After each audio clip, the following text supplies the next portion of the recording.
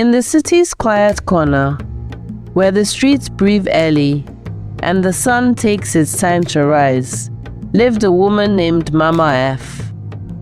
She was a cleaner, humble, unnoticed by most, but known by every speck of dust she erased. This is her story.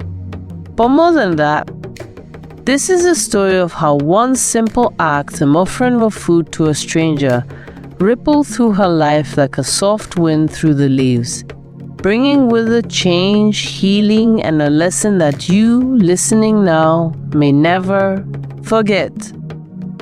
So, sit back, let your mind rest, and let the tale carry you inward. Mama F woke daily before dawn. With a faded wrapper around her waist and worn slippers on her feet, she swept the grand lobby of a government hospital in Lagos. Her broom danced, her hands scrubbed, but her eyes, they told a deeper story. A story of loss, of resilience. She was a widow, and her only son, Kola, had left for the city 3 years ago, chasing dreams that only visited home in phone calls and silence. People passed her by. Some smiled, most didn't. But Mama F greeted each day the same way, with a soft tongue under her breath and a bag of akara tucked under her chair, warm and red dowel. One Tuesday morning, with the sky still grey and the air thick with Hamatan dust, Mama Haifi noticed him. A man, thin, eyes sunken, curls clinging to him like yesterday's sorrow. He sat quietly at the edge of the hospital corridor, near the waste bins, as if even dignity had forgotten him. Patients and nurses brushed past him like he wasn't there. But Mama F saw him. Really saw him. At break time, she reached under her chair for her akara. She hesitated. That food was her only meal that day.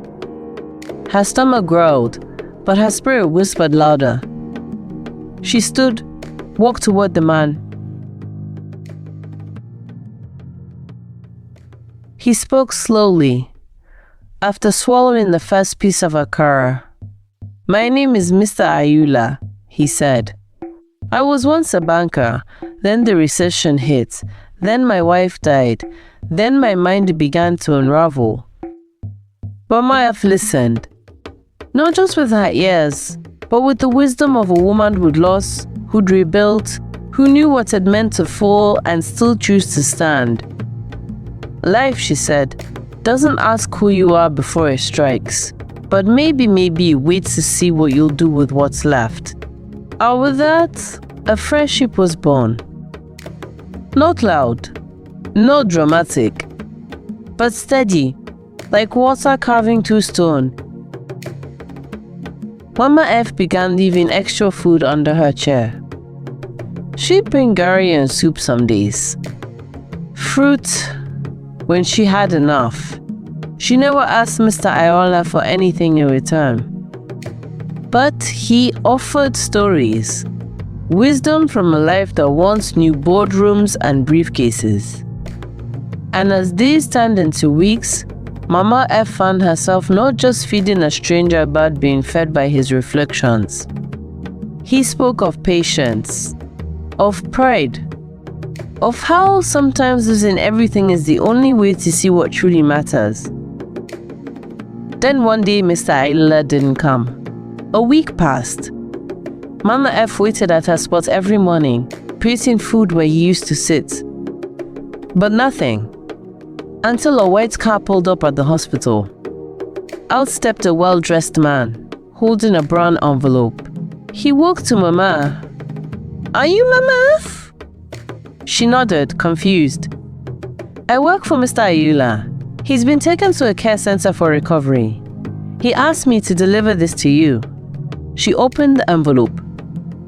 Inside was a letter and a check.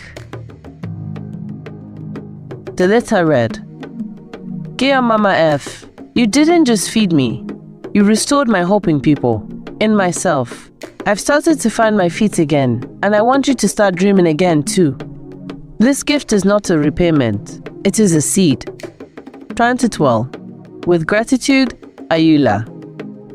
The check? Enough money to pay off her debts. To start her own cleaning company. To live without fear.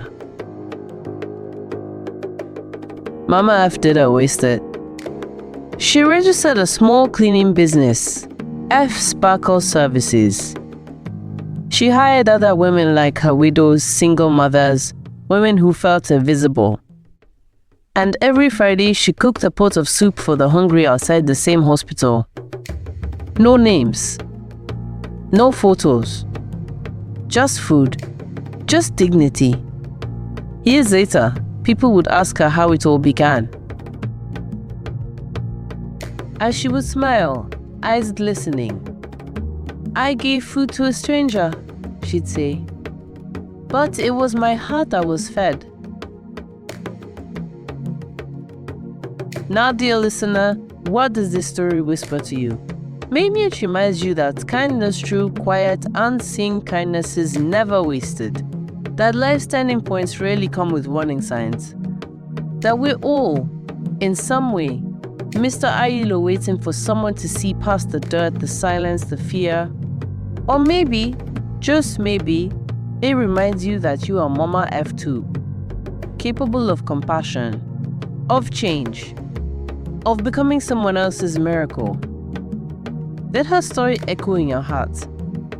Because at the end of the day, it's not what we have, but what we give away that defines us. And perhaps, your next act of kindness is the very thing that changes everything.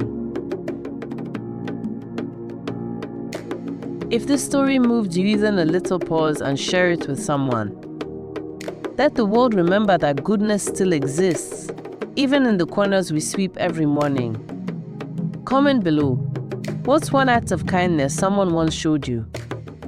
Let's fill this comment section with light. And if you haven't already subscribed, there are more stories coming. Stories that whisper, that heal, that remind you to stay kind in a noisy world. Thank you for listening. Thank you for reflecting. May your heart stay open and your spirit stay gentle.